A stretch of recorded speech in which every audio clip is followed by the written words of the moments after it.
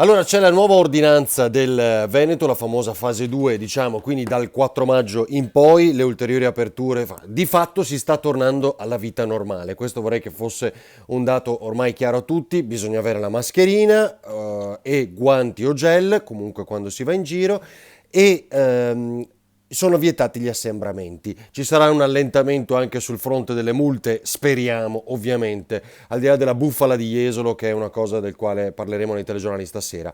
Tornano al lavoro 1.200.000 persone.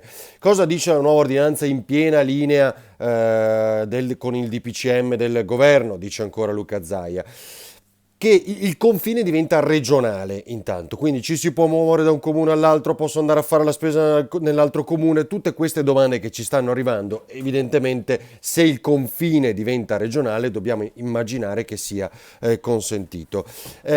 Precisazione importante dal governo, chi rientra da adesso in poi, cioè dal 4 maggio in poi, nella regione di proprio domicilio, infatti deve restare in quella regione. Ipotesi, rientri da Friuli Venezia Giulia al Veneto, dovrai restare poi in Veneto perché lì hai il domicilio e quella è la tua regione confine fino ad adesso. Poi parleremo di un tema legato ai confini.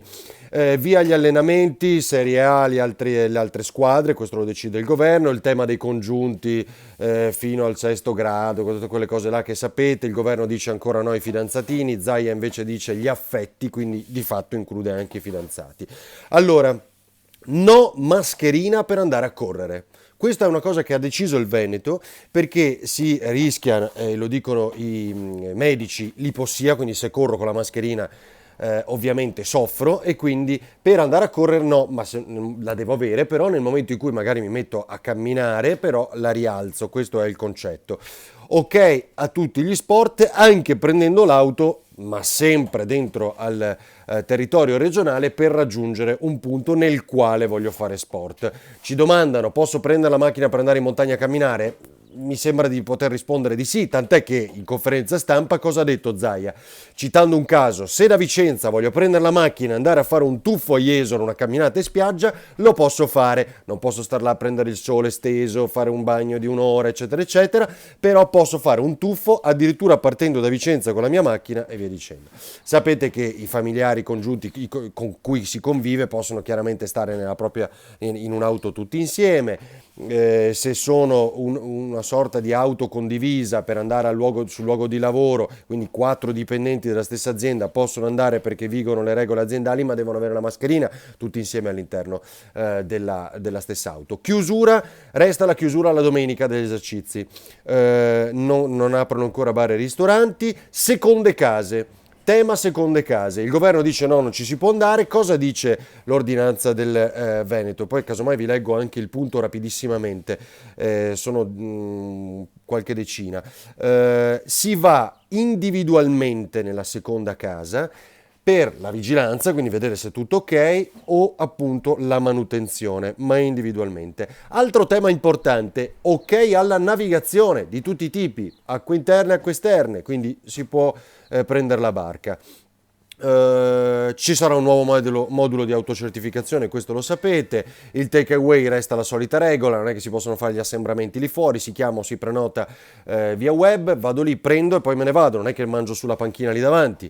Vabbè, i funerali sapete, la celebrazione con massimo 15 persone.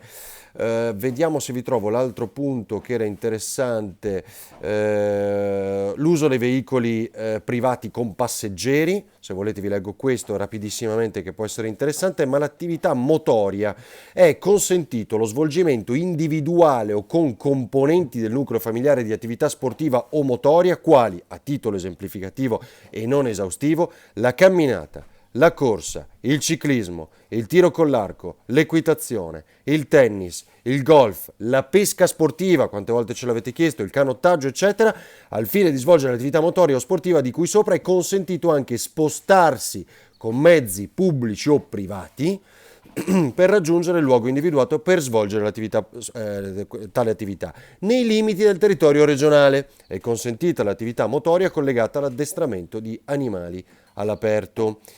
Spostamenti Le visite a congiunti sono ammesse in tutto il territorio regionale se riguardanti il coniuge, il partner convivente, il partner delle unioni civili, le persone che sono legate da uno stabile legame affettivo, un po' espansiva rispetto al DPCM secondo noi, i parenti fino al sesto grado, i figli dei cugini tra loro, gli affini fino al quarto grado, come per esempio i cugini del coniuge.